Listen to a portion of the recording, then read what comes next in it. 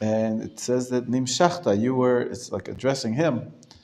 The song here is traditionally sung on Lag BaOmer, of course, but some communities sing it every Friday night. It's part of the Friday night Shabbat Zmirot. His status is as a king. A king gets anointed. So we say, Bar Yochai Nimshachta, you were, basically means you were appointed. When you're appointed as the king, you get anointed. So Bar Yochai was anointed. Who anointed him? So it continues to say, reading from the top, Shemen Sason, of joy, Me Chaverecha. Could be more than all of your friends. Maybe God anointed him. Maybe his friends anointed him. But the point is, it sounds like, if you continue to read, the next stanza says, Bar Yochai Shemen Mishchat Kodesh Nimshachta. You were anointed with a holy oil. Mimidat HaKodesh. From a measure, or from the vessel, that's a holy vessel. It's like a Bet Mikdash. Bet Mikdash has holy vessels. Midah is a name of a vessel that holds a certain measure of oil. And they're saying that he was anointed from the holy vessels of the temple. Nasata tzitz. You wore, does anybody know what the tzitz is? No. Tzitz. Tzitz. Do you know who wore very special jewelry and very special clothing? The Kohen, and particularly the Kohen Gadol. The Kohen Gadol had 8 special pieces of clothing, and one of them was a headband. Sorry? It's called tzitz. That's exactly that. It's called tzitz. Tzitz, and it said on it, Kodesh Lashem, with God's name. This is designated as holy. So he was designated, the Kohen Gadol, as the holiest person alive. And it was, tied on the back, tied up on top. It's like a very special headband. So it says here, Nasata Tzitz, Nezer HaKodesh, as if Shimon Bar Yochai, I don't think he was a Kohen even, but metaphorically they're saying that he is such a holy man. He is anointed by the holy oil, and he's wearing it's as if he's wearing this holy headband of the Kohen Gadol, Chavush al Roshcha Pe'erecha, a special hat that the Kohen Gadol would wear called a Pe'er, so your crown is dressed with your splendor. So we're really describing, good morning, we're really describing Bar Yochai as, first of all, as a king, and then as a Kohen Gadol, who was also anointed. I think Aaron Cohen is anointed by Moshe when he was appointed to be a Kohen. Mm-hmm. So the entire poem goes ahead and describes different elements of Rabbi Shimon Bar Yochai's life, but you can see that he's treated as the high priest. Okay, so we'll start from the top again, and we'll sing it. It's the same tune that repeats over and over again. It's really simple to get, but I don't have transliteration. It's not in the NCSY bencher, I think. I checked, but we'll do our best. Bar Yochai nimshachta ashrecha shemen sason mechaverecha. Repeat. Bar Yochai nimshachta ashrecha shemen sason mechaverecha. Do one more. Bar Yochai shemen mishchat kodesh nimshachta mimidat hakodesh nasata tzitz nezer hakodesh chavush al roshcha pe'erecha. Bar Yochai. So a whole song just dedicated to how he was anointed as a Kohen Gadol, very holy. And we continue, it says another story. Bar Yochai Moshav Tov Yashavta Yom Nasta, Yom Asher Barachta, B'marat Atzurim She'amadeta, Sham Kanita Odcha V'Hadarecha. What this means is, it says, you settled in a good place on the day of your flight, when you ran away.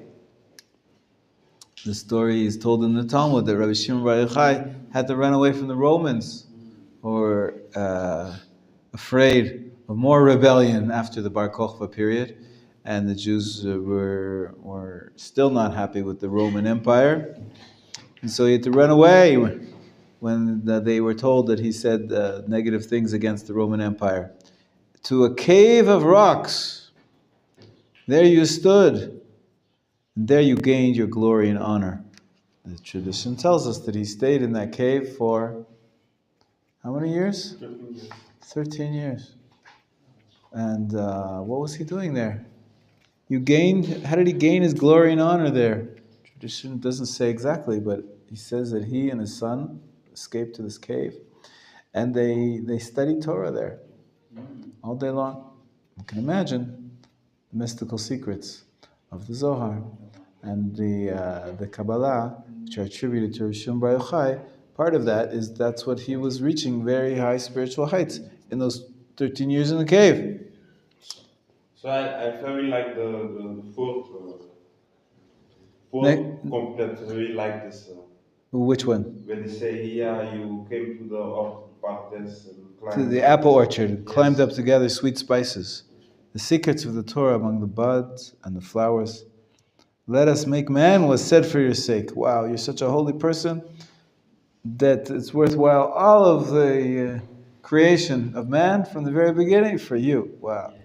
Very, very excessive, extreme. Esoteric. Very extreme statements about, it's as if he brandished the sword against his tormentors. A lot of metaphors used here. If you turn to the next page, it gets a little more explicit about Kabbalistic items. Page 64. Turn the page to 64. In the second stanza, it says, Bar Yochai, in the Holy of Holies stretches the green horizon, the beginning of new things. 7 Sabbaths, the secret of all 50 gates of wisdom, you bound. Your knots are the shin knots of God's tefillin. The Talmud says that, a very cryptic statement, that one of the Midrashim the Talmud quotes is that we wear tefillin, Hashem wears tefillin. Hashem doesn't have a head, so I don't know where he puts his tefillin, but the tefillin, of course, are on the front of your forehead, and then there's a knot at the back. So the knot at the back of your head, the Midrash says, Talmud, it's brought in the Talmud, that when Moshe asked to see Hashem's presence, Hashem said, you can't see my face. You can only see my back, right? Remember that? Shmot, what is it, 22, 23? 30? So in the 30s. In the 30s there, yeah.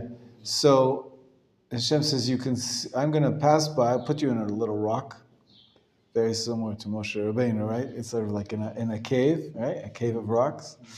And that's the metaphor. Tzurim asher amadeta, you stood there.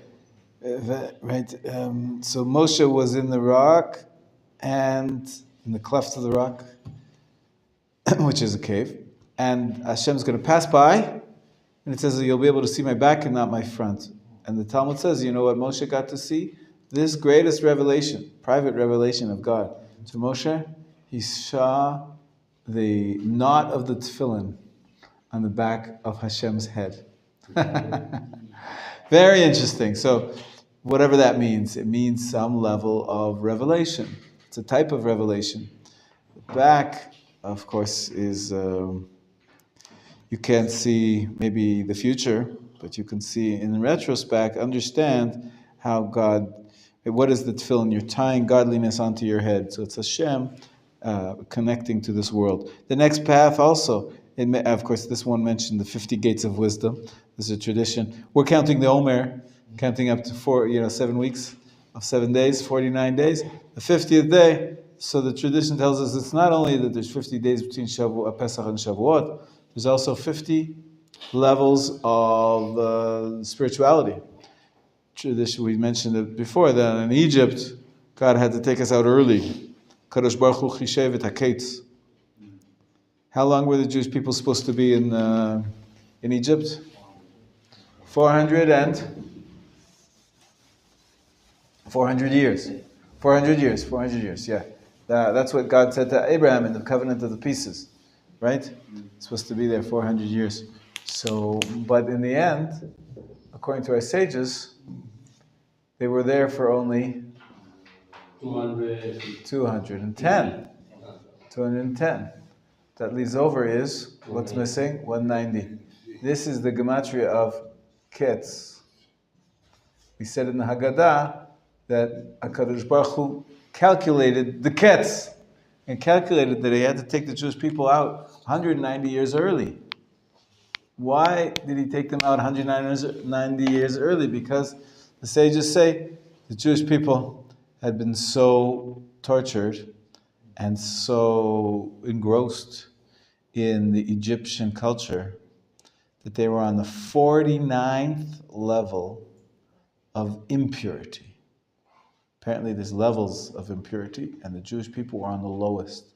And he said, if I wait one more day, they're going to go to the 50th level. And that's too late. 50th level is maybe there's no way back. And so he pulled them out of Egypt early, 190 years early.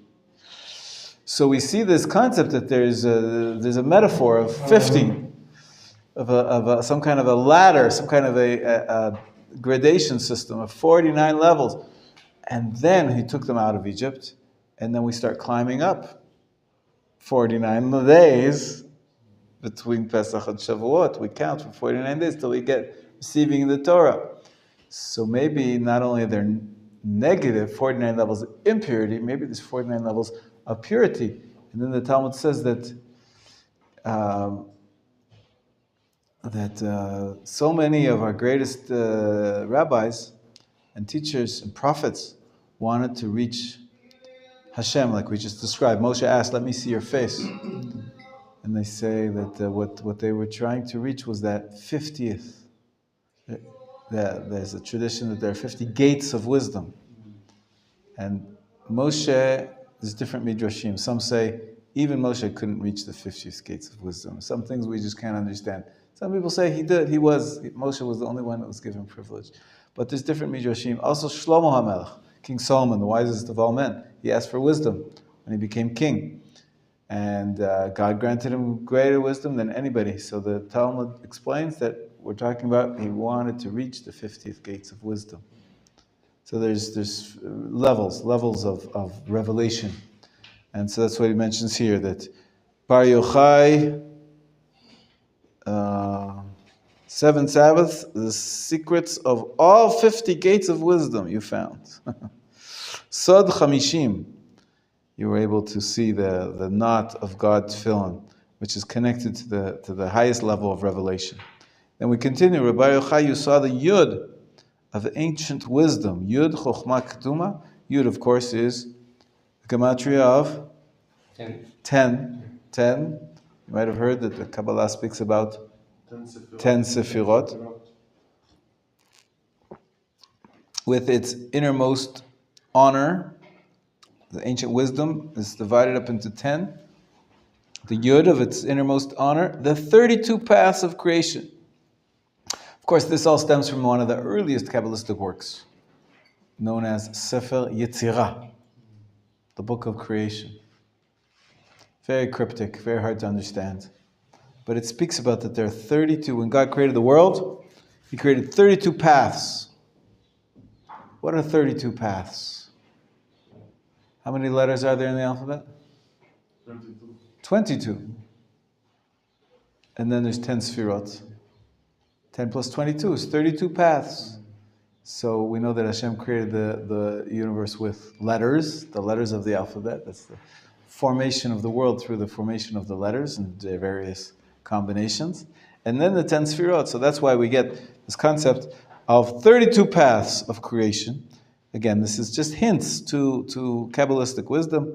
Beginning of the offering, you are the cherub, anointed with the brilliance of your light. Okay.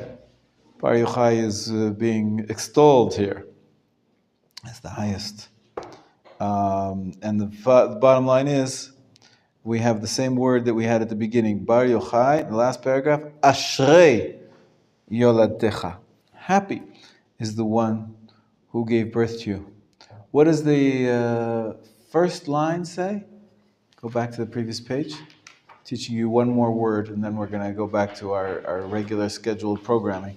Bar Yochai nimshachta ashrecha. You see that word on page 63? Ashrecha. What does that mean? Happy, happy. Ashrei yoshvei veitecha. You say at the beginning of Mincha, right? Ashrei, and at the end, and during Shacharit twice. 3 times a day we say the Ashrei. What does the word mean? The word means happy. And so, Ashrecha is you are happy. And what does it say in the last stanza? Bar Yochai, Ashrei Yoladecha. Happy is the one who gave birth to you. Sometimes it's used in modern Hebrew. When you see someone who's doing something good or having a success, you say to him, Ashrecha. It's like a greeting. It's, you should be so happy and good for you. It's like good for you, right? So ashrecha is when someone is doing something good or succeeding at something. You say ashrecha, how lucky you are, how happy you are, how happy you should be that you have achieved this. Continue in the last paragraph, 65, the same word. 65, last paragraph. Bar Yochai, Ashrei Yoladtecha, Ashrei Ha'am, Heim Lomdecha, Ashrei Ha'omdim Al Sodecha, Levushei Choshen Tumecha Ve'urecha. So who else is Ashrei? Ashrei is who gave birth to you, Yoladtecha. The next line is Ashrei Ha'am, the people. Happy are the people, that study from your Torah. Ashrei, again, happy is the third line. Ashrei ha'omdim al sodecha, those who can reach your secrets, who can understand your secrets. Wow, how happy, how praiseworthy are those people who merit to understand the secrets of Kabbalah. Those, metaphorically, they get to wear the priest's breastplate of your truth-telling stones. Wow. Beautiful translation. In any case, you learned one word. Ashrecha. Ashrei. What do we say every day? Ashrei yoshvei veitecha od yalu chasel. What does that mean?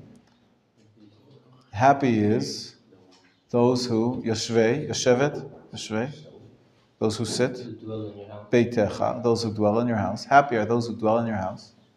Od, forever, for eternity, Yihalalu Chatzela. They will praise you. The more you get to sit in Hashem's house, they'll praise you. We preface this to the chapter 145 in Tehillim because it usually refers to somebody who comes to the Beit Knesset to pray. So Yoshvei Veitecha, who's dwelling in your houses, it means the synagogue. So happy are those who are dwelling in your house, means those who are coming to the synagogue. What are you coming to the synagogue for? Od Yahalalu Chasela, to praise you, for forever, to praise you. And Selah is untranslatable, just sort of a word to strengthen. So every day we say the Ashrei Yoshvei Veitecha Od Yahalalu Chasela 3 times. There's a tradition in the Talmud that says whoever says Ashrei 3 times every day merits the world to come. Merits the world to come. Pretty easy trick. I have a problem. I don't like repeating things for no good reason, but twice in a row, 3 times in a row. But they spread them out, and it's a beautiful poem, of course. The poem 145 that we actually say is follows the Aleph Bet. It has a very powerful statement that Hashem provides our sustenance, our livelihood, and that's something to remember, of course, every day. But we quote, before we start with Tehillim 145, we quote 3 verses, which all start with the word Ashrei. Ashrei Shvei V'techa Judo Chasela. Ashrei Ha'am Shekacha Lo. It's the second verse is 2 parts. It says, happy is the nation this is their lot. Ashrei, third time we say the word Ashrei, happy is Ashrei Shekacha Lo. Ashrei Ha'am She'Hashem Elokav, is the nation that Hashem is their God. So we say happy, happy, happy. Right? 3 times a day we say happy, happy, happy. Maybe sages just meant we should just say the word happy 3 times. I have an inkling that might be the original meaning. That they were just referring to this introduction. That we should, every time we say Tehillim 145, we should introduce it with these 3 statements of being happy. Those happy are those who dwell in your house. Happy is the nation who has this is their lot.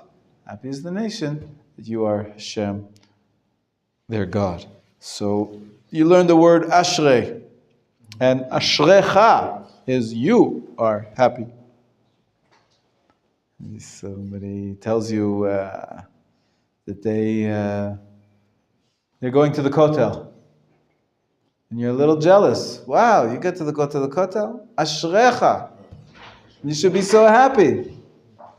Right? Somebody says that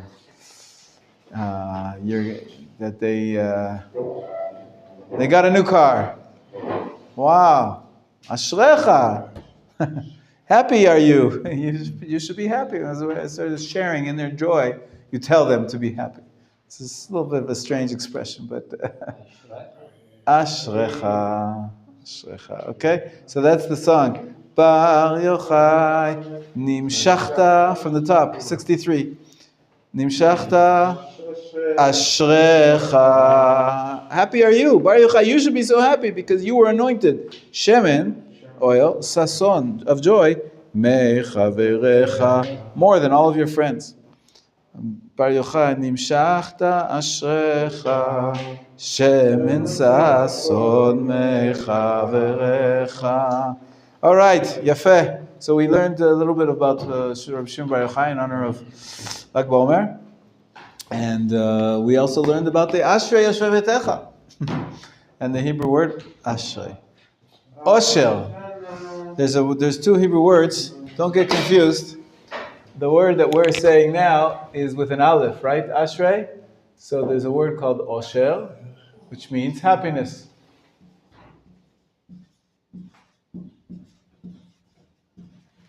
And there's confusing because, how you doing, Gabby? Do you know how to pronounce an ayin? Yeah, it's a guttural. It's hard for most Western countries don't have guttural letters, but the ayin, it's not an aleph. Aleph and ayin. It's supposed to come from your throat. Ayin, yeah, you can say it. Ayin. So the word osher means wealth. Sometimes they go together. Sometimes someone will give you a blessing. You should have osher and osher. You should have happiness and wealth. But those are not the same words. One is spelled differently. So we're talking about from this word we get the Ashrei, Yashvei V'techa, happy, or we've been saying Ashrecha, right? Ashrei or Ashrecha, right? Ashrecha. When it becomes Ashrecha, it turns into 3 dots, right? Not Ashrei when it's just without the chaf. In any case, happiness or joyful. Ashreinu. Ashreinu. Pass me the song book one more time again, because here there's another song that I think is in here. There's a song which I'm sure they sang last night. It's a Hasidic nigun, but it was taken over, used by many religious Zionists, the Bnei Akiva youth group, as a sort of an anthem. I think the words are here as well. It's using the same word. Excuse me 1 minute and I'll find it. How come I can't find it now?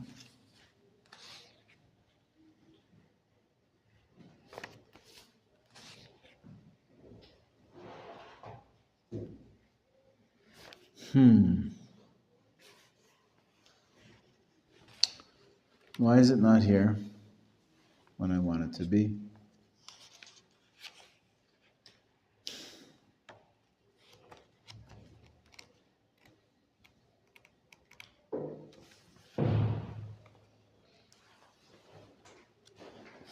I think it might be in the Siddur.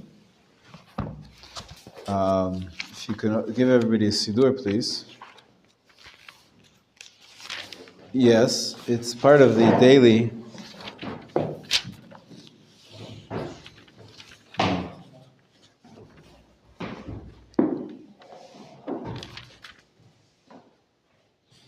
If you look on page 58, it says Ashreinu, the word Ashreinu, happy are we. Many people skip over this section of the prayer.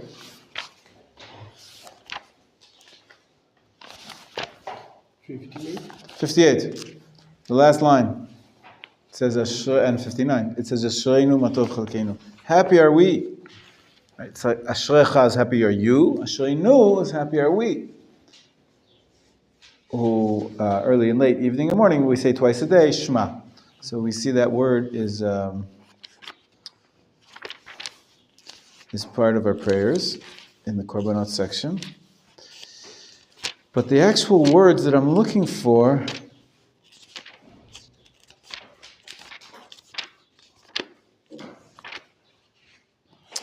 I don't see it here, but I think it's in the app.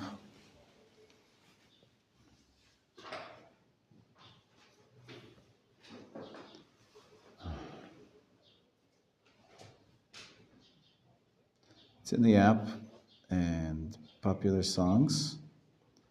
And it goes as this, you know what I'm going to, is it not here? Yes, yes it is. Yes it is, I'm pretty sure it's here. Here it is. I'm just going to turn on the Bluetooth. We need to turn on the machine over there. Okay, I got it.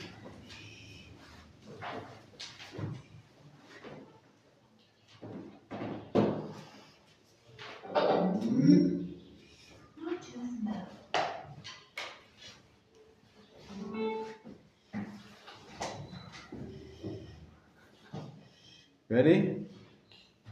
Have a listen. Ashreinu matov chalkeinu malo yikar aleinu. Ashreinu matov chalkeinu.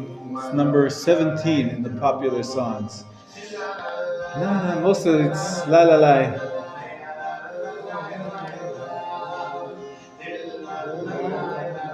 Where does it say?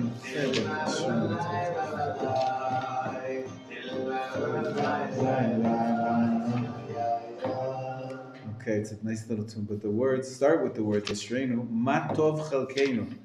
Sounds like matovu, right? Matovu alechem. Ashreinu matov chalkeinu. I'm trying to find the words in the Siddur, but I can't find it right now. But people sing it a lot. La, la, la, la, la, la. The 9-9 part you can get. We'll do it one more time. Ashreinu matov chalkeinu malo yikar aleinu. Ashreinu matov chalkeinu malo yikar aleinu. La la la la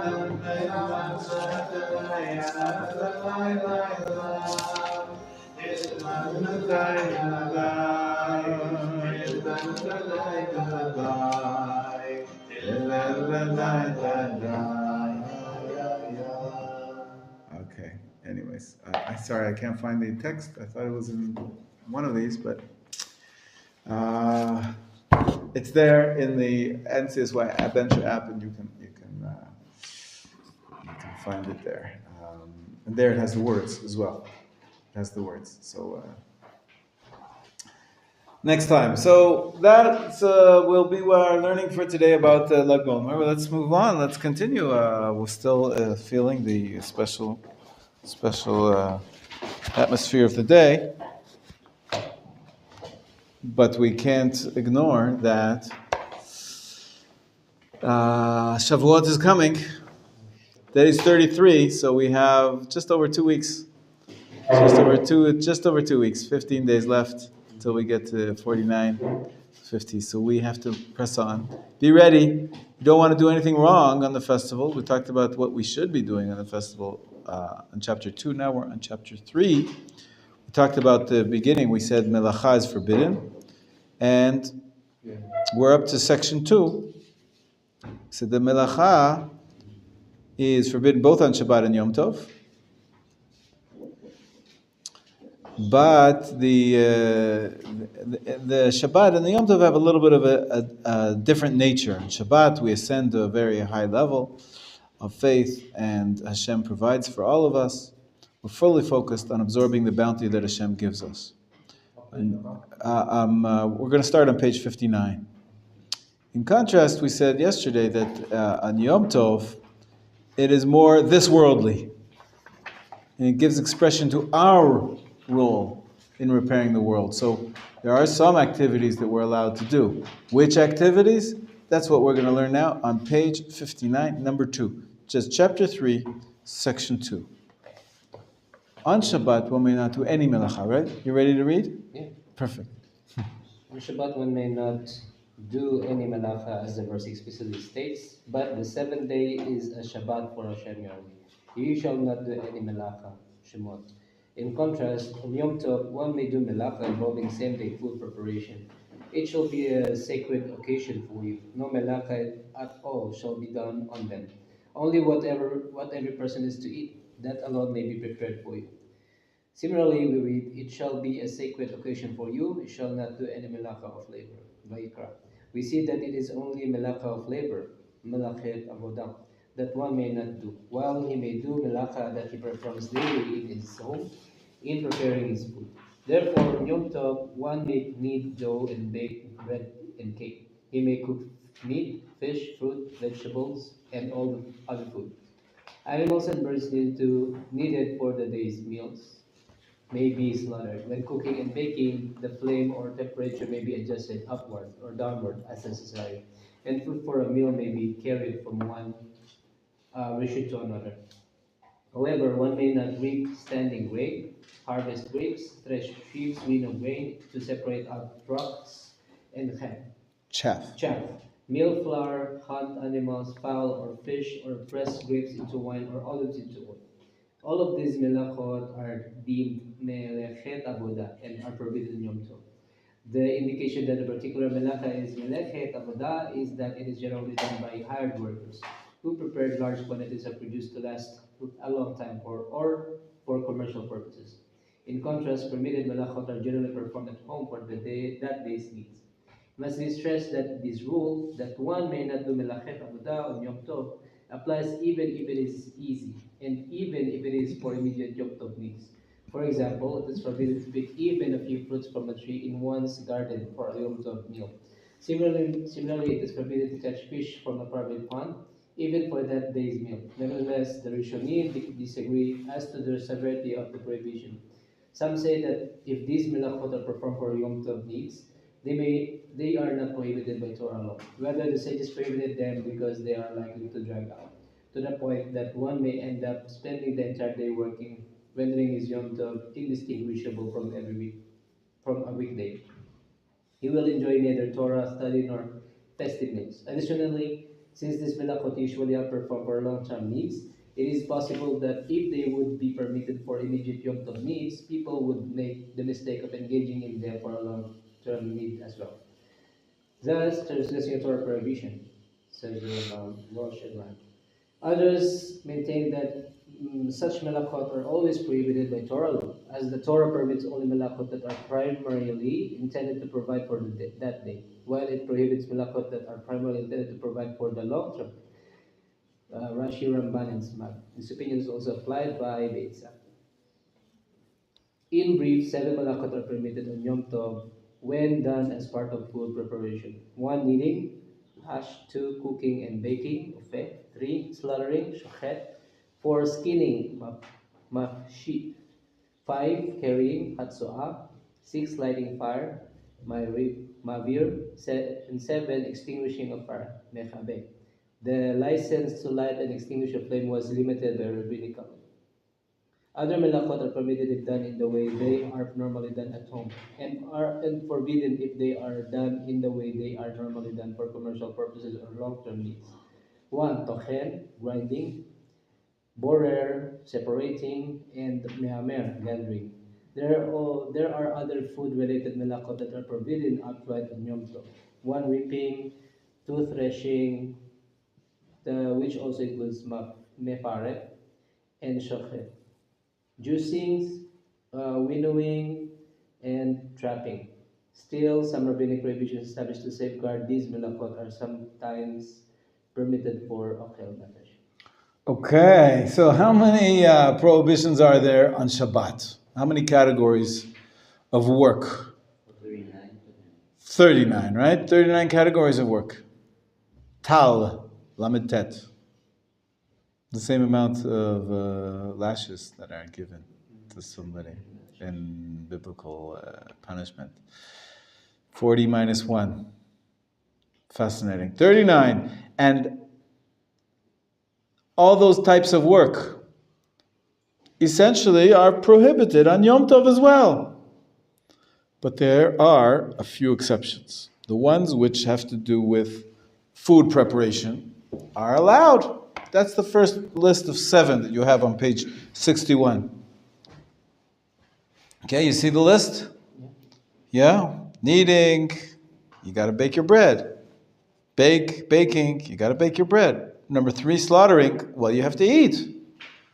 Remember, in those days, there was no refrigeration. You want to have a big party, you want to have lots of people, you slaughter, and you roast, you have fresh meat. Skinning, you have to skin the meat off of the hide. Number 5, carrying, you've got to carry your water in from the well. Number 6, you got to light a fire, and you got to extinguish the fire. As we were saying, cooking, so that it doesn't get burned. Turn the fire up, turn the fire lower. And we'll see that lighting a fire and extinguishing a fire is actually limited by rabbinically. But these 7 out of the 39 essentially are permitted on Yom Tov. Got that? Yeah. Then there's 7 more that he lists. He lists that there are 3, tochen, borer, and me'amer, grinding, separating, and me'amer, where it depends. If you're grinding it for the long term, it's prohibited. If you're grinding it for today's use, it's allowed. If you borer, also separating. These 3 actions are generally done for long-term needs. When you grind, you don't grind just enough for 1 loaf of bread. You grind up, all the wheat berries, and then you have enough flour for a week, for a month, or for the whole season. So the problem with these activities, even though you do them for food, they're usually associated with long-term use, and that's not allowed on Yom Tov. So it depends on their use, and the other ones are clearly forbidden, because even though they have to do with preparing food, they're earlier stages. They're stages which are not done as food preparation. You have to harvest the wheat, reaping, kotzer. You don't harvest the wheat on the same day that you bake the bread. Usually you harvest the wheat weeks in advance, and you bring it into the storehouses, and then you take a little bit of wheat each time, and then you have to process so harvesting and threshing, winnowing, also the animal. We said you're allowed to slaughter it, but can you go out to hunt it? Can you go to trap it and then bring it home? No, hunting is usually not done on the same day as the day that you're actually eating. And slaughtering is done right before eating, but not hunting. So you can see that these are activities which, even though they're involved with food preparation, they're totally forbidden on Yom Tov. So the only malachot which are permitted are the ones which are used for immediate food preparation. And there are some allowances even for tochin, borer, and ma'amer, grinding, separating, and gathering, only if it's done on a very small scale, that it's clear that it's for home purposes, not for commercial use or wholesale use. So that's why these laws get a little complicated. You have to know what you're allowed to do, what you're not allowed to do. But the general principle is clear. Malachot for food preparation are allowed. But if it's a type of work which is not for immediate use, like harvesting it in the field. That's what he said, going out to the tree, you could pluck a fruit. The other day I did that. I was at my son's house, and my son has in his garden, he's renting, it's not his, but there's a tree it's called a shesek. It's a fruit. It's in season now. Have you seen them? Yeah. Where's that? It's a yellow fruit. It looks like a small pear. It's a yellow fruit. It's called shesek. I think it's called a lomquat in English. Not kumquat, but similar, a lomquat. I'm not sure, but I think that's what it's called. In any case, it's a wonderful fruit. And it's right in season now. And he has a beautiful tree right there in the garden. So I took my hand, I plucked the fruit off the tree, and I had a delicious fruit. Well, I'm on Yom Tov. Could I do that? But I want to eat it. I'm going to eat it right in that. So, no. Harvesting, taking things off the tree, is in the category of harvesting. Harvesting is one of those which are absolutely forbidden. That's the last list here on page 61. It's something that is usually done on a wholesale, large-scale manner, and therefore the sages told us that any type of kotzer, even if it's easy, and you want to eat it immediately, we're not allowed to do it. So harvesting is not allowed. You are allowed to cook, and you're allowed to slaughter, because those are the types of work which were permitted, but the harvesting was not in that category. And so it's not a question of how hard or how easy it is. There is that question as well. Some of the malachot, it might depend, how hard or easy it is. But for those last four items, those are absolutely forbidden. They fall into the category of malachot that are food related, but they're forbidden outright. We're not allowed to harvest on Yom Tov. Yeah. How about Rabbi, if the fruit just fall off the ground and Yom Tov? If it falls off the tree on Yom Tov, there's a rabbinic prohibition. You didn't pick it. But if it falls off, you should be allowed to pick it up and eat it. There's a problem of muktzeh. Muktzeh is something that was not prepared for use from before Shabbat. So if it fell off on the tree before Shabbat, there's no problem, or before Yom Tov. But if it fell off the tree on Yom Tov, there's a rabbinic prohibition. Okay, we're going to see about the laws of muktzeh. They're a little bit different for Yom Tov as well. But, yeah.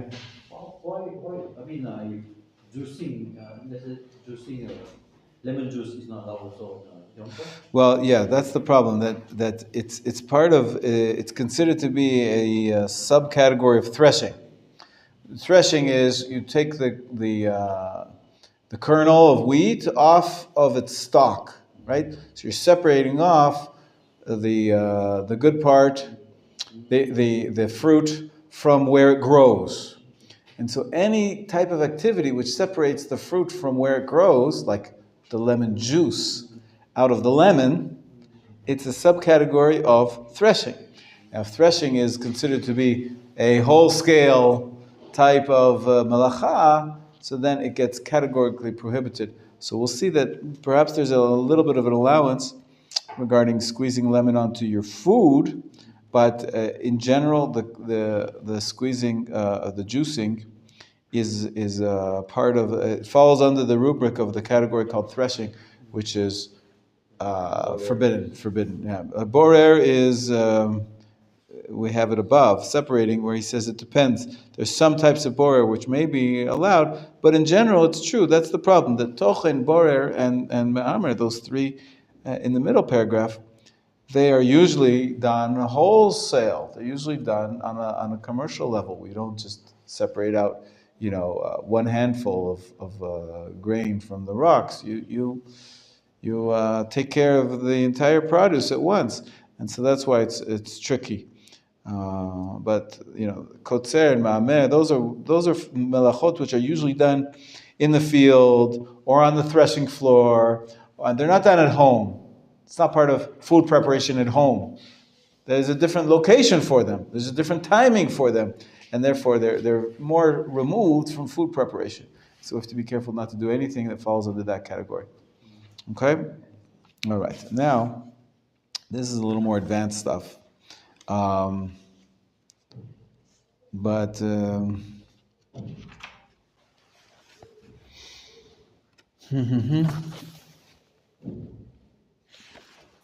let's read the next paragraph as well, even though it's a little more complex, but we're all adults. We can do it. Gabi, you up to it?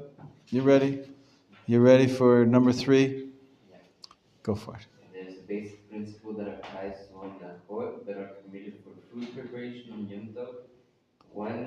Once. Mitoch. Mitoch. That is a Hebrew word. It's from, it means literally from that. From that. What that means? That it's the beginning of a sentence. It means from that it's permitted. In one way, we extend it that it's going to be permitted in other ways as well. So let's read and see how he explains it. Once they are permitted. Permitted for purposes of food preparation, they are permitted for other purposes as well. This means that when the Torah permitted certain melachot for food preparation, it did not intend that they be permitted for this purpose only. Rather, once they were permitted for this purpose, they were permitted for all purposes on Yom Tov. The statement that only what every person is to eat, that alone may be prepared for you, means that only those melachot whose purpose is food preparation are permitted on Yom Tov, but once they are permitted for other Yom Tov needs as well. In contrast, melachot that are not connected to food preparations are not permitted at all on Yom Tov. Thus, one may not do melechet avodah, which is generally done to make a living, whereas melachot that a person does on a regular basis to prepare food in a home are not considered melechet avodah, and he may do them even for the Yom Tov needs. So primarily he's referring to the first list of 7. You see on page 61 there was the first list of 7 melachot which are permitted for Yom Tov, kneading, right, slaughtering, skinning. But you see there number 6 is lighting a fire and extinguishing a fire. Well, that means that these melachot are permitted because they're part of food preparation. But what if you want to light a fire not to prepare food? Because you're cold, or because you want to light a candle so that you can see. Well, this principle tells us that once they're part of this list of 7, once these 7 categories are permitted for the sake of food preparation, it doesn't have to be only for food. And therefore, if you're doing it for any of your Yom Tov needs, you need to see on Yom Tov, you need to be able to enjoy yourself at night with candlelight. So you're allowed to light a candle. Even though it's not for food, it's for Yom Tov purposes. It comes from one of those lists, from that list, one of those 7 that are in the list of melachot which are defined as food preparation melachot, and therefore they can be extended. All the others cannot be extended. Let's see, he says a few examples. Continue reading, Gabi, on page 62, the second paragraph. For example, just as Torah permitted carrying food or utensils from one domain to another for the sake of the festival meal, so too is permitted carrying for the sake of other things that one enjoys in Yom Tov. Thus, carrying books and clothes or pushing a baby carriage in the public domain is permitted. Similarly, just one may kindle a fire to cook and bake on Yom Tov. So may he kindle a fire to provide light or warmth, just as one may cook for a Yom Tov meal. So, two, he may heat up water to wash his hands or do the dishes. Okay, so any need that you want to have, you're allowed to do these types of malachot. So cooking and lighting a fire and carrying. It's funny, he didn't put in carrying. It is in the list. Number 5 is carrying. Yeah, carrying is in the list. Any one of those categories. So that's why. On Shabbat, to carry something in your pocket, what do you have to make sure? You take it out before Shabbat or? Muktzah. What else? How can you allow that? Check that there's an Eruv. Maybe there's somebody set up a makeshift wall around the community, which allows you to carry. Right, so every Shabbat, there's some people that walk around the perimeter to look for this. Usually, it's made up of strings, a makeshift wall, and they have to make sure there's an eruv. Yom Tov? And no eruv? No eruv. You don't have to. You don't have to have an eruv. You're allowed to carry on Yom Tov. It's one of those 7 categories which are of melachot, which are usually done for food preparation. And then you're allowed to do them even if it's not for food, it's for your siddur. You're not going to eat your siddur. You're not going to eat your baby carriage. But because it's one of those 7 melachot, which are defined as melachot, work which is done for food preparation, usually, we can extend it to preparation of even things that are not food, but they're for your enjoyment. You want to be able to take your baby outside of the house and push the carriage. On Yom Tov, that's allowed. On Shabbat, you need the eruv. You can't carry without an eruv. But on Yom Tov, you're allowed to carry. Your key, you're not mukta. Now, you can't carry your wallet. You can't carry money. But you can carry a book and you can carry other things. That's Yom Tov, right? This year, what do we say? When is Shavuot fall? 1 day before Shabbat. 1 day before Shabbat. So you can carry all day Friday, bring your talit, okay, take it back home. But before Shabbat, you make sure that it's in the place you need it, unless you have an eruv, and then you make sure that the eruv is kosher for Shabbat, but not for Yom Tov. You don't need it. All right? That's the principle called mitoch. Mitoch. Once, or from that it's permitted for the sake of food preparation, it's permitted totally for any enjoyment on Yom Tov. Those 7, that's the first list of 7 types of work. Not only are they permitted for food, they're permitted for any use on Yom Tov. I don't know why else you would need dough. But cooking and baking, we said, I don't know why you would need that either. And slaughtering also, it's only for food. Skinning also. But for carrying and lighting a fire and extinguishing a fire, that is very practical. We can extend those to any other needs on Yom Tov. Carrying and lighting a fire, that's how we can light our candles on Yom Tov. Even though candles is not something you eat, but the moment the sages said it's one of those categories which is considered melechet ochel nefesh, it's a melacha that's usually done for food preparation, they were allowed categorically. Okay? Yafeh. Let's continue. Someone had a question here, or somebody wanted to ask something, or Stephen, no, you're okay now? Yeah, just now when you mentioned what if you have something to say on your body. I'm thinking let's say you check everything before Shabbat, it's not there. Yeah. But you went to synagogue, you found there's a coin inside your. Yeah, that happens. It happens. We're so forgetful. We're not so careful. But it does happen that sometimes you switch the jacket or the different pants.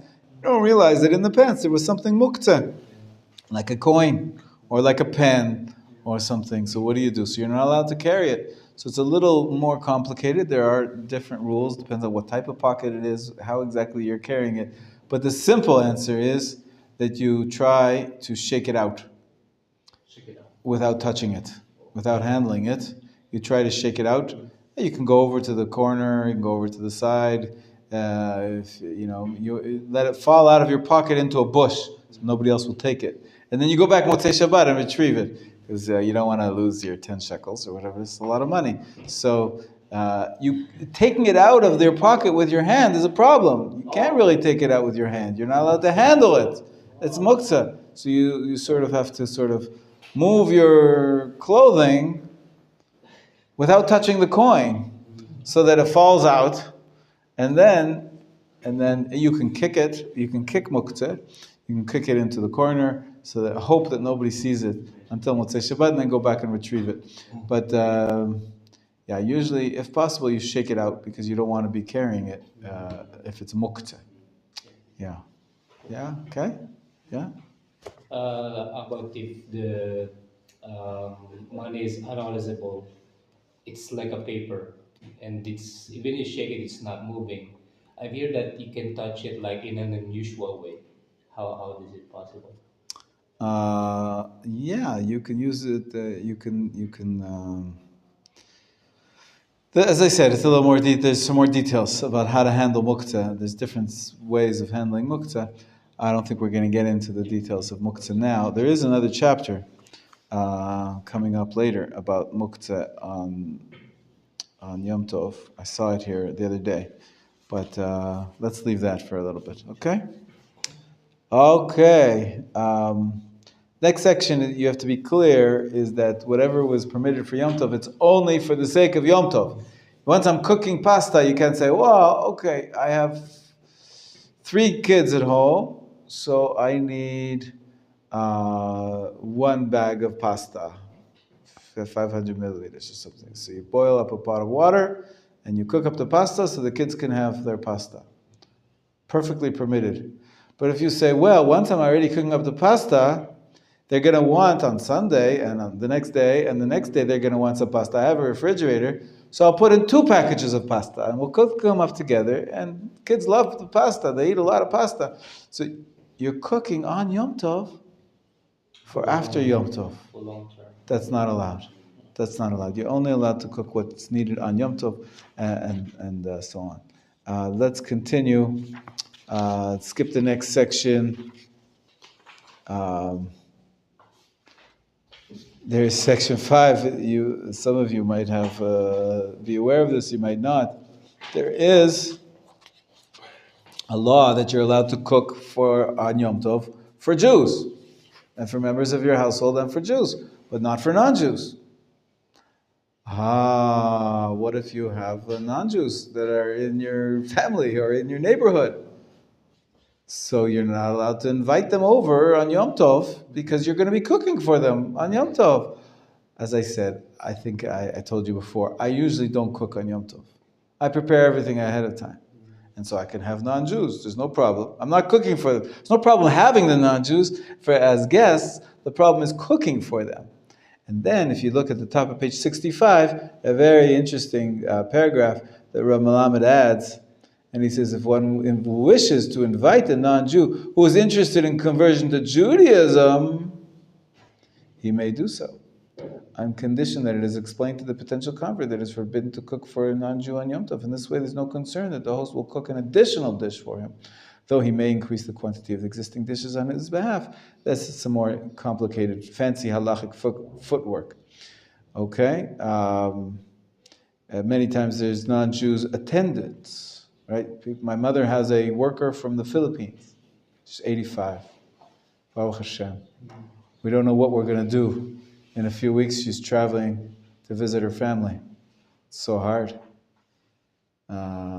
She leaves her family for a year or 2 years at a time. And she has kids, too. So, but apparently it's beneficial for them. They make more money here than they could ever make in the Philippines. Yeah, you know so? Yeah, so she sacrifices for her family so she can provide for them. She sends the money home. But once a year or once every 2 years, she goes home to visit them. So my mother's Philippine worker is going to go visit. Now, it's wonderful for her and very happy. And there's many, many rules in Israel. You have to give them all the rights and benefits of workers, and she gets vacation pay and time off, vacation days. But the problem is from our end, what am I going to do with my mother? How is she going to manage without her live-in helper? She lives with her. So we're working on it. We're each going to have to help a little more. But Be'ezrat Hashem. In any case, many times you have a non-Jew who's living with you in the house. Whether it's your attendant or sometimes even if you convert and your parents didn't, it might be your family members. So you want to cook up some food. If it's Yom Tov, you're allowed to cook for you if you've converted, but you're not allowed to cook for them. So there is this concept that, what I said before, if you're boiling a pasta, add a little more extra pasta to the pot. You're not actually cooking it only for them. You're just adding a little bit for them, and that can be allowed, as it says here. When we add food to the pot before placing the pot on the fire, before it goes onto the fire, not once it's already on the fire, but beforehand, since the non-Jew is his attendant, the employer is not overly concerned with the need to honor the non-Jew. And there's no concern that he will transgress by adding to the pot that is already on the fire. There's a difference with you if you put a large amount, let's say you make a big soup. So before you even turn the soup on, you just fill up the pot all the way to the top. And then, in order to cook even a little bit for you, you need to cook up the whole pot. The whole pot has to boil. So that's allowed in certain circumstances to make a bigger soup from the beginning. Not to say, okay, I made a little small soup. Oh, and then some non-Jews come over. Then on Yom Tov, I'm going to add more water to the soup. That's specifically cooking for the non-Jews. But if from the beginning, you know, and you cook up a big pot instead of a small pot, even though because you're thinking they might come, essentially that's sort of a loophole where you're allowed to cook even for the non-Jews. Okay, let's continue. The next section we're going to skip. Page 66. And this is important for some people who unfortunately still smoke cigarettes or cigars or worse. Not allowed at all. Just not. I believe it's bad for your health, so it's not allowed according to halakha. You're not allowed to kill yourself. You're not allowed to kill yourself quickly or slowly. So you're really not allowed to smoke. There is some poskim who say somebody who's addicted, it's hard for us to tell him that he must heal himself. Someone who already started smoking and he's addicted, he can continue, but it's really not allowed. It's really not allowed. It's very bad for you. So, but there is the question, then what happens now to Yom Tov? Everybody knows on Shabbat. It's an amazing thing. Even Jewish smokers who are addicted to smoking, they manage for 24 hours, 25 hours without a smoke. First thing they do after Havdalah is light up. It's terrible. But at least they manage for 25 hours without a cigarette. Once people realize that, you can teach them, well, if you can go 25 hours without it, just quit. Just quit. If you're able to hold back for 25 hours, that's a sign that you're able to do it for the next 25 hours too. It's easy to say, I know, but someone who's addicted, it's very hard to stop. But in any case, everybody knows that you're not allowed to smoke on Shabbat. You're lighting a fire, you're cooking, whatever it is, that's not allowed to on Shabbat. But Yom Tov, some people say, well, you're allowed to light a fire on Yom Tov. It's one of those 7 categories of work which are permitted for Ochel Nefesh. And once it's allowed for food, it's allowed for any enjoyment on Yom Tov. So they smoke on Yom Tov, and they think that it's allowed. They're careful to keep a candle there so that they can light up from a candle. They don't strike a match. But you will see people smoking on Yom Tov. And they're very proud of themselves and very happy. They're not violating the halakha. So A, they're violating the halakha because all year round you shouldn't be smoking. But B, their halachic reasoning is faulty because of this section. Section 6, page 66. Michael, will you read it for us, please? Yes. שווה לכל נפש When melachot are permitted on Yom Tov for food preparation or other Yom Tov pleasures, they are permitted on condition that one performs them for the sake of something which is shaveh, lechol nefesh, which means that most people derive benefit from it. Most people. You need something that is commonly called benefit. In contrast, In contrast, one may not perform melachot for the sake of something from which only those who are overindulged. I mean, they're special. They need a luxury. They need this type of they have a special taste, a special unique craving, something like that. Or ill. Normally derive benefit. The Torah states only what every person is to eat, that alone may be prepared for you. This does not necessarily mean that everyone must enjoy it regularly, but that most people, if given the opportunity, will enjoy it. Thus, even though few people have ever tried to bear and eaten its meat, since most people will be happy to eat the meat, slaughtering it on Yom Tov is considered shaveh lechol nefesh. Similarly, food may be seasoned with expensive spices most people cannot afford, because most people will be happy to use them in their food. In contrast, one may not place incense on coals in order to perfume the room or clothes that one places above the coals, because most people, even if offered opportunity, will not perfume their homes or clothes in this way.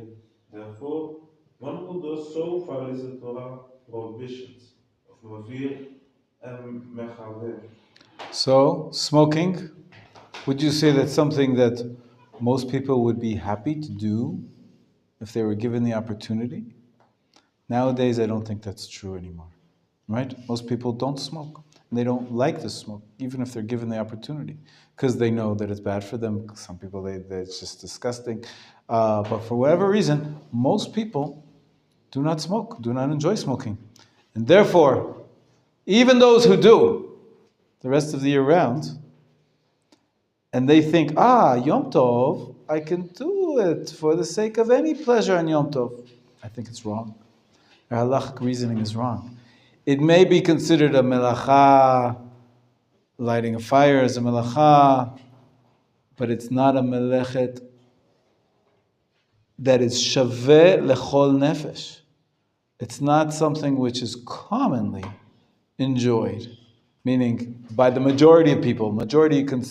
People consider it to be something enjoyable.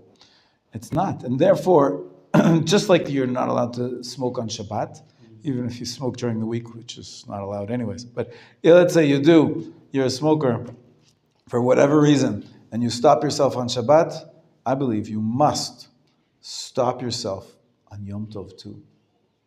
This time, it's not 24 hours, it's going to be 25 hours, 50 hours. 50 hours, because 2 days in a row. The 50 gates of wisdom, 50 gates of purity, 50 hours. And from then, once you can already stop for 50 hours, you can stop forever. Hopefully, that's the goal. You really should not be smoking, and I believe smoking on Yom Tov is wrong. It's not my own opinion. I've seen many great rabbis write that as a psak halacha. It's forbidden to smoke not only on Shabbat, but it's forbidden to smoke on Yom Tov as well. Even if you don't light the fire with a match, and you take it from an existing candle, it's a type of melacha which is not shaveh lechol nefesh. It's not commonly enjoyed, and therefore it is forbidden on Yom Tov. You heard it here first. Whoever rabbi wants to argue with me, send them here. We'll take care of business. Okay? Let's continue. Next section we're going to skip. Next section we're going to skip. And we're going to go to chapter 4. Yes? It just say you cannot cigarette. That's correct. Yeah. That's but if other rabbis allow it, but not this one. Yeah, but if and Yom Tov and eating with the people in the meat, you see that some people make the cigarette. What should I do and told him and all. What do you do when you're sitting around the table and someone starts to speak Lashon Hara? What do you do? Yeah, What do you do? yeah. You stand up, you go. That's right. Hashem gave you legs. You can leave. You can leave. So smoking though doesn't, because that affects you. You hear it in your ears. There's nothing you can do. It's very hard to tell people no. Tell them what to do. Or Usually, if you tell someone no, they'll say back to you, slap. They'll say, who are you to tell me what to do? So it's very hard to rebuke people, tell them what to do. Sometimes the best we can do is to save ourselves and walk away. And definitely, sometimes you can steer the conversation to a different topic. Sometimes you can affect it. But if somebody else is smoking, it depends if you think that he will be listening to you. He considers you to be his rabbi. He considers you to be somebody who he respects, and he'll listen to you. Then maybe there might be 1 in 100 times that you could actually have effective rebuke, and he'll listen to you, and he'll put away the cigarette and stop smoking. But most times, it'll just cause a fight. And therefore, I would not say to somebody else what to do in most situations.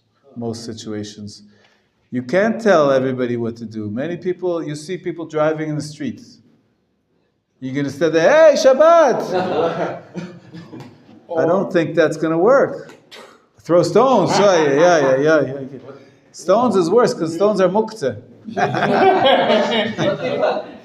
the driver, I cannot do anything. But for example, now together, I see, okay, can I choose Stephen? And nobody really listen. Is it good or no? But they don't speak. I'd say maybe 1 in 100. 1 in 100 that'll be successful. Usually the person says, oh, I know, leave me alone. I don't like you. Right? They won't be happy that they're being told what to do, usually. So even though it hurts to see someone violating Shabbat, or in this case, violating Yom Tov, you're going against Rav Menachem Weinberg. They're gonna run away? What are they gonna do? They're gonna say, oh, I'm sorry, I didn't know. Sometimes, 1 in 100 times, really, someone will say, I didn't know. Thank you for telling me. I'm so happy you told me. Sometimes it could happen, but many times they'll just be angry at you.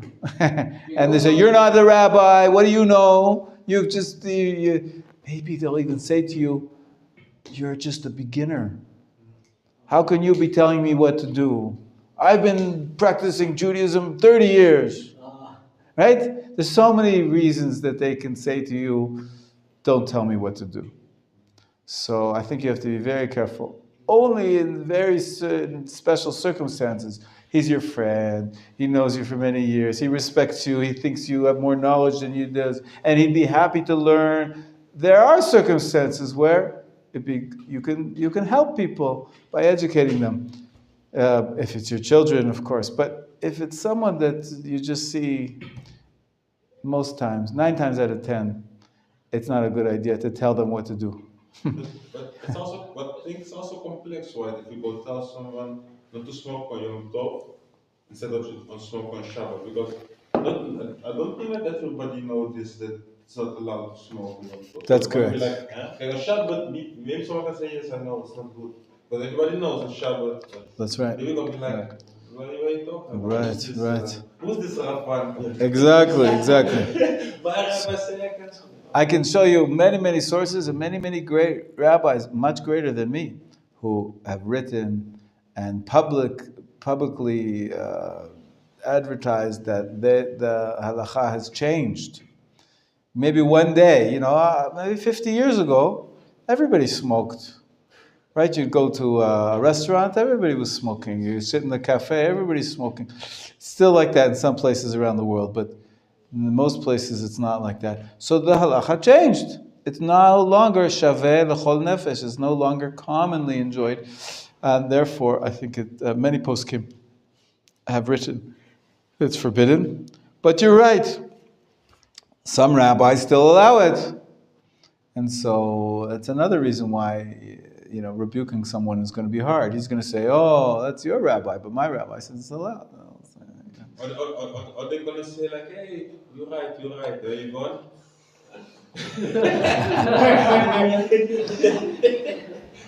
Right.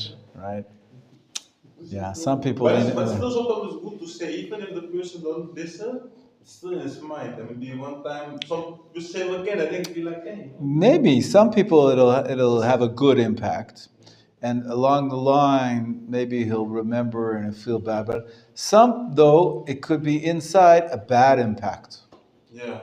Because and then they'll say, oh, I was with these religious Jews and they were just giving me a hard time, and so they start to hate religion and hate halacha, and so it could have an impact for the long term, for good. But it could also have the opposite. So it's a very tricky business, telling other people what to do. I have enough trouble telling myself what to do, making sure that I do things right. So I focus more on making what I do right, even now in my family.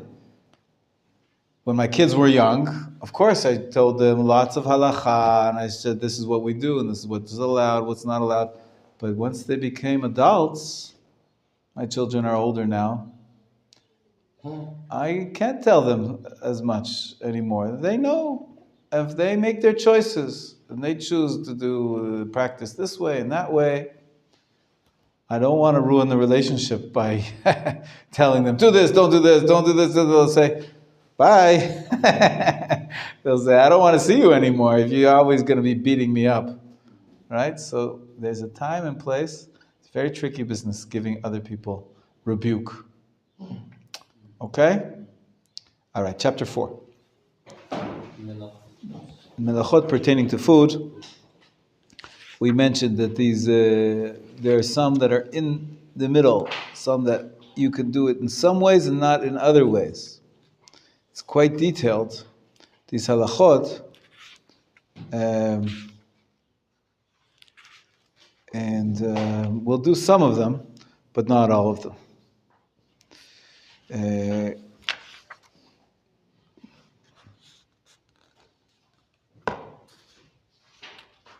The one which is the most practical ones, I would say, when it comes to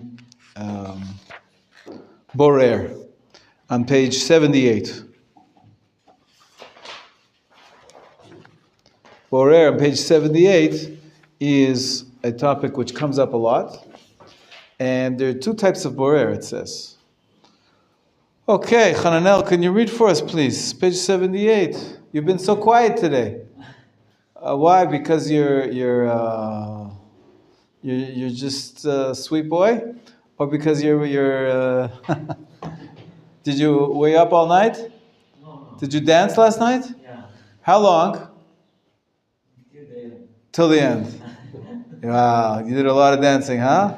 Are you tired? Yeah. There are two types of borer. The first type is done in the field or factory, and it consists of the preparation of wheat or grinding. Sometimes most stone or clumps of earth are mixed are mixed in with the wheat, and they must be removed before the wheat is ground. This process of removal is repeated on the wooden floor. The second type of borer is done in the kitchen. Since it is for the sake of the day's food preparation, it is not considered medical avodah and may be done on the Yom Tov, though not on Sabbath. So one of the 39 categories of work is called borer. Borer means separating or selecting. You're not allowed to take, if you have a fruit bowl and you notice, I hate when that happens. Sometimes it happens, you have fruit in the bowl and then you see that one of the oranges got moldy. You know, it gets green on the side, and if you leave it there, you know what's going to happen. Everything is gonna rot. It's right. It's going to infect the other fruit. So what do you usually do during the week? What would you do? You take out the bad, rotten orange and throw it in the garbage, so it doesn't affect the others, right? On Shabbat, you're not allowed to, because that is called borer, separating. You're taking the bad out of the good. You're taking the bad orange out of the good mixture of the fruit bowl. So that's classic, one of the 39 categories of work. Separating the bad out of the good. One second. Second, but what's confusing and what's a little bit tricky here is that separating the bad out of the good is done not only in your house, in your fruit bowl, but it's also done in the field. It's an agricultural activity. When you're preparing the wheat for grinding, you have to take out all the stones. You take out the stones. They're taking the bad from the mixture of the wheat berries. Right? So there's taking the mud, the dirt, all of the... So separating is done, a lot of separating is done in the field, agriculturally. But some separating is done in your kitchen to prepare the food. The truth is, every time you peel an orange, you're taking off the peel, throwing it in the garbage. You can. You can. We're going to explain that there's some ways, there's some situations where the borer is allowed. So here's where there's differences between Shabbat and Yom Tov. On Yom Tov, we're even more allowing you to do things in the kitchen for the sake of separating the good from the bad, even more than what we allow on Shabbat. And that's what we're going to learn the details of. So you had a question? Yes, because when I eat fish, fish, the lamb, salmon, but the other skin, gray skin, I don't like it because it tastes like ocean. But I take it off. Is that separating? It's a good question. Technically, it should be forbidden, right? Technically, it should be forbidden because you're taking off the bad stuff out from the good. Some rabbis say it's not allowed. The only way you can eat fish on Shabbat is to cut off the good parts and leave the skin or whatever it is or the bones, leave that on your plate. You have to sort of pick out, usually during the week you would pick out the bones, and then you have a nice big chunk of fish. But on Shabbat, you can't pick out the bones, because that's taking the bad from the good. So what you have to do is take the good from the bad. That's allowed. That's not the normal way of separating. So you take the fish, the flesh of the fish, off of the bones, and you leave the bones on your plate. It's switching the order makes it a different way of doing it. Some rabbis say that fish might have a very unique halacha, very different, because that's the normal way of eating. It's not even considered separation. It's actually part of eating. While you eat, you're separating the bones from the fish. So some rabbis say that on Shabbat you're allowed to separate out the bones and eat the fish, because it's not considered to be a separate activity of separating. It's called derech achila. It's the way of eating. But it's a quite complicated halacha. It's very interesting halacha you're mentioning with the fish. So some rabbis allow it in certain circumstances, but in general it's a problem. On Yom Tov, we're going to see that there's more leniencies. But this is also like banana then, because also banana you have to peel it. Banana and an orange is the same thing. The halacha says that you're allowed to. That's the normal way of eating it. You cannot eat it like that. Exactly. Now you could say that maybe the rabbis would say, this is an interesting, logically you could say, well, maybe what you must do, because you're not allowed to separate off the peel, maybe you have to cut it in half and scoop out the banana from the peel. No. That rabbi said, we don't make you eat in strange ways. And therefore, if the normal way is to peel the banana and they take it off the peel peel the orange, and then you eat the orange. So then that's what you're allowed to do on Shabbat. And the same thing they say with fish. The fish is like a peel. The bones of the fish, the skin of the fish is like a peel. So there are rabbis that allow it because it's like an orange or a banana. But it's a tricky business because essentially you're doing the act of the it's called psolet, the refuse. You're taking that out of the mixture, which is good. So that's really it's only allowed if it's derech achila. We're going to see on Yom Tov there's other additional allowances as long as it's not in the field. As long as it's not part of the wholesale preparation of the food. Okay, let's continue. Here we're learning also some of the laws of Shabbat at the same time as we're learning the laws of Yom Tov, which is a good idea. Some people, it's always good to review the laws of Shabbat. They're very complicated. And it comes once every 7 days. Not every once 6 months, right? So it's important. From preparing for Yom Tov, we're actually learning some laws of Shabbat. Okay, who is reading for us? Hananel, go ahead. The principle is... The principle is there on Shabbat, any Menachem separates occur from so that place is prohibited unless it is done as a part of the normal eating process. Derech achila, right? Achila is eating. Derech is the way, the normal process. Kederech achila. So borer is allowed if it's derech achila. What makes it a normal eating process? 3 conditions. Every condition must be met for this separating to be considered derech. One, the ochel must be removed from the solid. So ochel and psolet, what do those words mean? Wanted in the... Right. Literally, ochel is food and psolet is waste. So usually you take like I said, the orange that's gone rotten, you get rid of the rotten apple.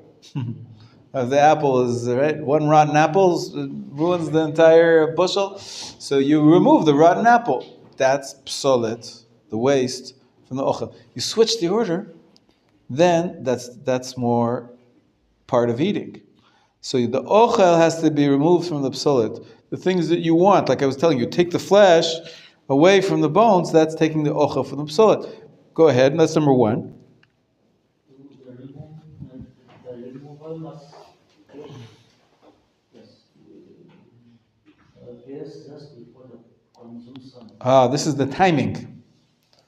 Usually when you're doing factory work or agricultural work, you do it a week before, a month before. And right now, we want to be part of the process of eating. That's for immediate use. So if you have to be separating in a permitted way, it has to be for immediate use, not for later on, not for tomorrow. Okay, go ahead. It must be done with one hand or a fork, but not with an implement designed for separating. This is explained in the halakha. What's the classic implement or vessel designed for separating, which you can never use on Shabbat? Juicer. A juicer was a good example. A squeezer, a sifter. That's right, a sieve. A sieve.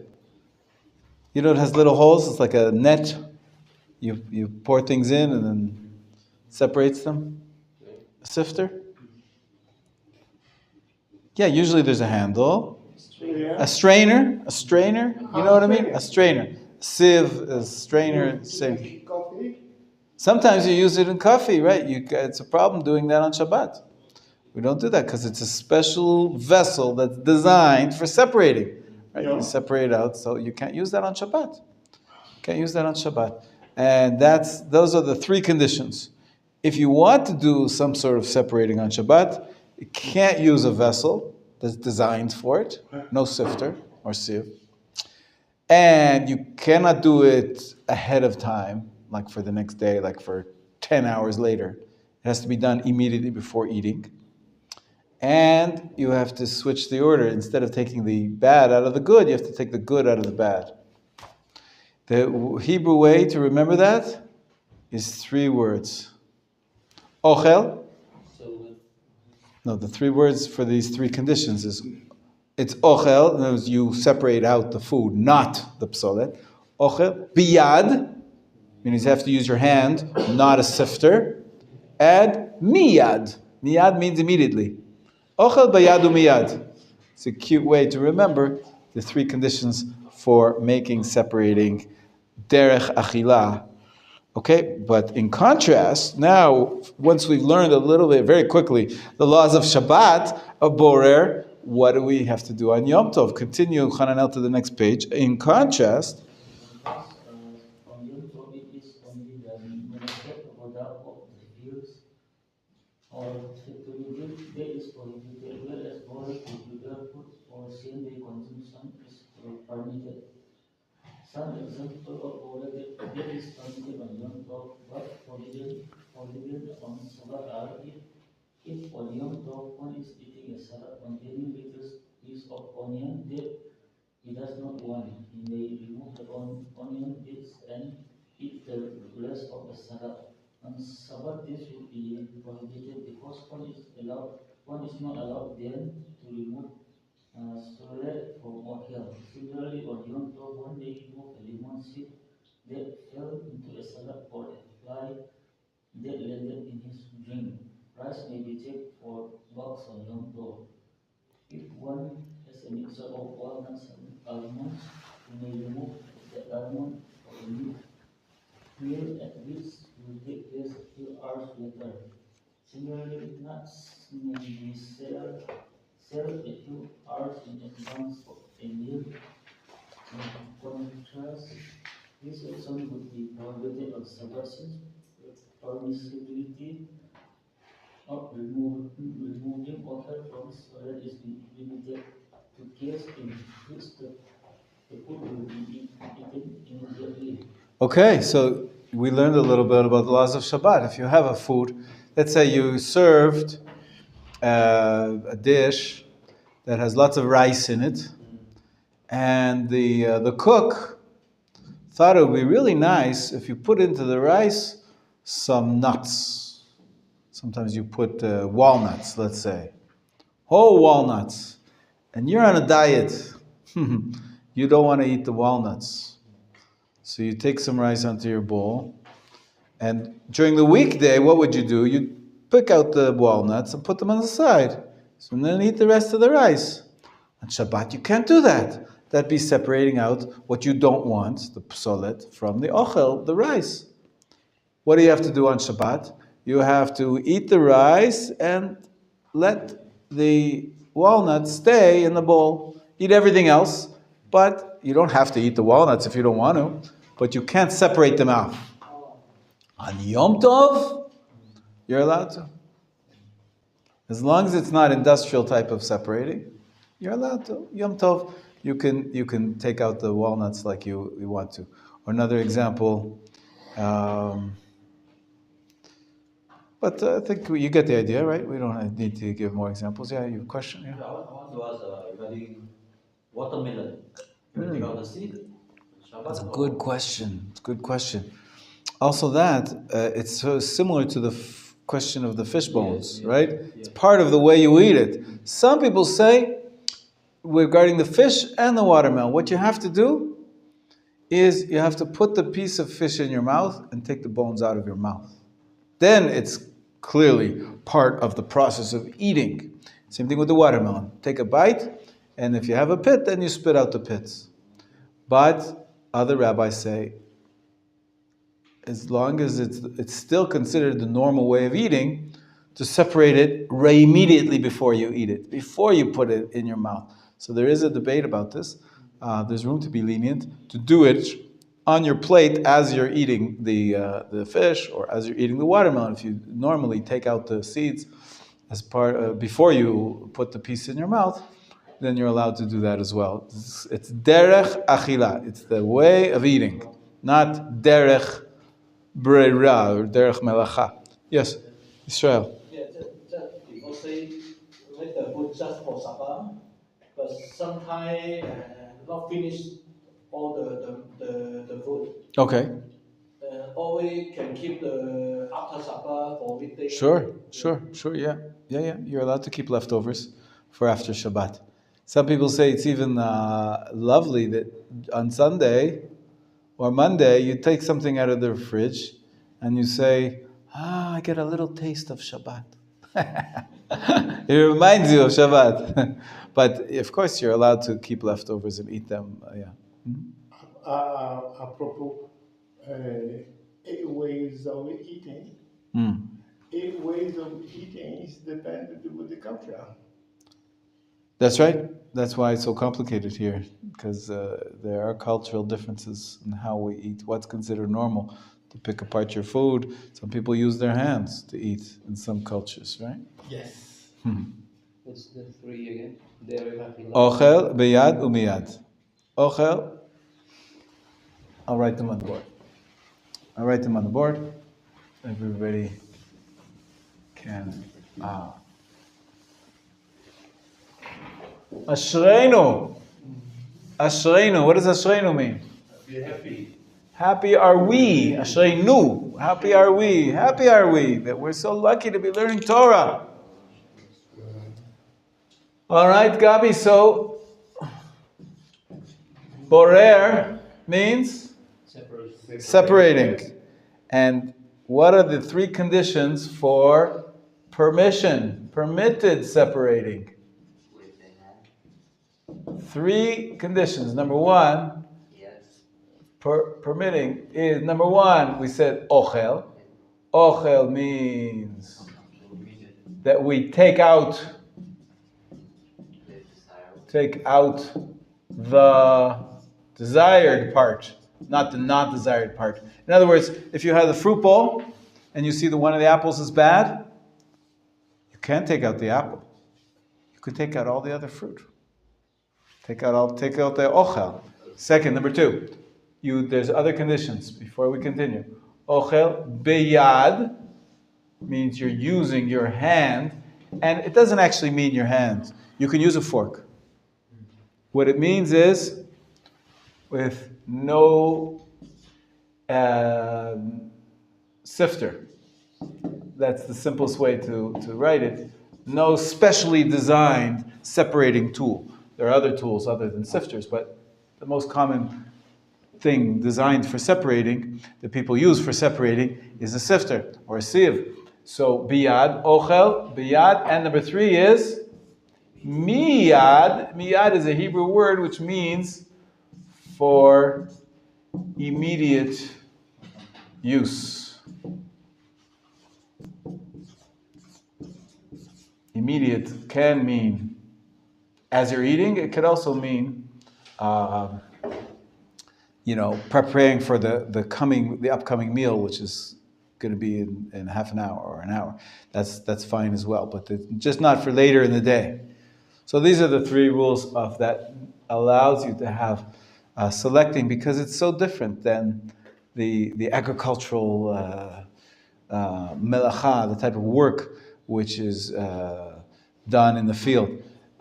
So ochel biyad miyad. Now on Yom Tov, we said you can forgo the miyad, even if it's not for miyad, even if it's for later in the day.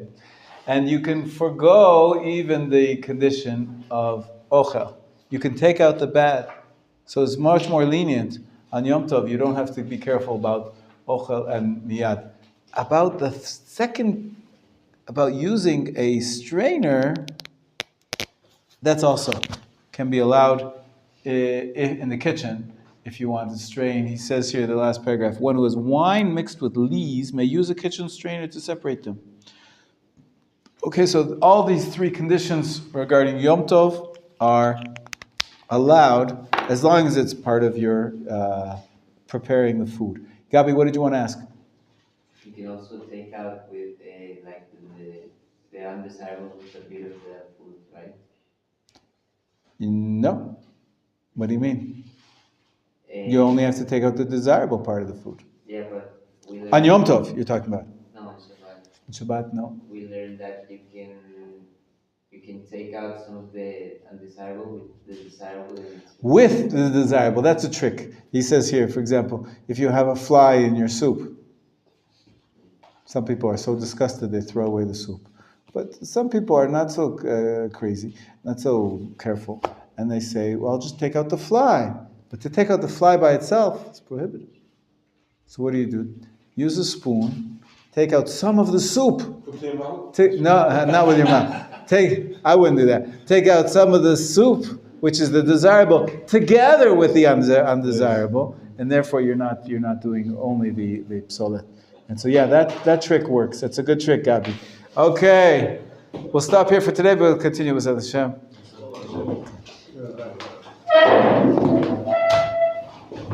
So if you go in, you have a list.